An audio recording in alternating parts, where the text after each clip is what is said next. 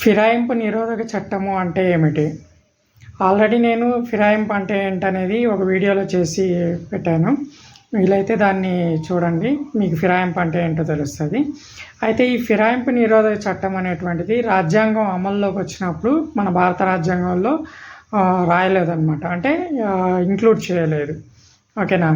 ఈ ఫిరాయింపు నిరోధక చట్టాన్ని రాజీవ్ గాంధీ గారి హయాంలో రాజీవ్ గాంధీ గారి గవర్నమెంట్ అమల్లోకి తీసుకొచ్చిందనమాట. ఈ ఫిరాయింపు నిరోధక చట్టాన్ని యాంటీ డిఫెక్షన్ లా అని కూడా అంటాం.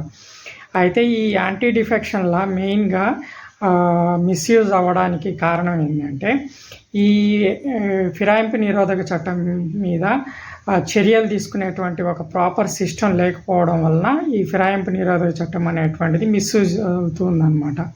అంటే దీనికి ఏ పొలిటికల్ లీడర్ కూడా రెస్పెక్ట్ ఇవ్వట్లేదు.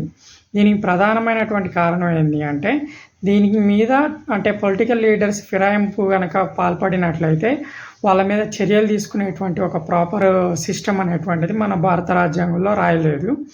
అయితే దీని ప్రకారం ఎవరైనా ఫిరాయింపుకు పాల్పడితే చర్యలు తీసుకునేటువంటి అధికారము స్పీకర్కి ఇచ్చారనమాట. స్పీకర్ అనే వ్యక్తి కూడా ఒక పొలిటికల్ లీడరే అనమాట. సో ఇప్పుడు సింపుల్గా మీకు అర్థమయ్యే భాషలో చెప్పాలి అంటే, ఒక దొంగకి తీర్పు చెప్పుకునేటువంటి అవకాశం ఇచ్చామనుకోండి, ఓకేనా. అప్పుడు తన మీద తనే తీర్పు చెప్పుకునే అవకాశం తనకు వస్తే తనకు తానే శిక్షించుకుంటాడా? శిక్షించుకోడు. అలాగే స్పీకర్ అనే వ్యక్తి కూడా ఒక పొలిటికల్ లీడర్ అవ్వడం వలన ఈ పొలిటికల్ లీడర్లు ఎవరైతే ఈ ఫిరాయింపుకు పాల్పడుతున్నారో వాళ్ళపైన చర్యలు తీసుకోవట్లేదు అనమాట. మేజర్గా ఏంటి అంటే, గవర్నమెంట్ పడిపోతుంది. గవర్నమెంట్ పడిపోతే స్పీకర్ పోస్ట్ కూడా పోతుంది అనేటువంటి ఒక ఉద్దేశంతో స్పీకర్ ప్రాపర్గా దీనిపైన ఎట్లాంటి చర్యలు తీసుకోలేకపోతున్నాడు అనమాట. సో స్పీకర్ ప్రాపర్గా దీనిపైన ఎటువంటి చర్యలు తీసుకోవట్లేదు. న్యాయస్థానాలకేమో దీనిపైన చర్యలు తీసుకునేటువంటి హక్కు లేదనమాట.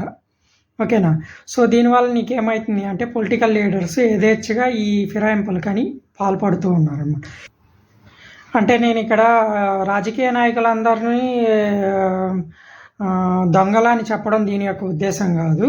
సో మీకు అర్థం కావడం కోసం, అంటే సాధారణ పౌరులకి అర్థం కావడం కోసం ఈ ఒక రకమైనటువంటి ఎగ్జాంపుల్ తీసుకున్నాను.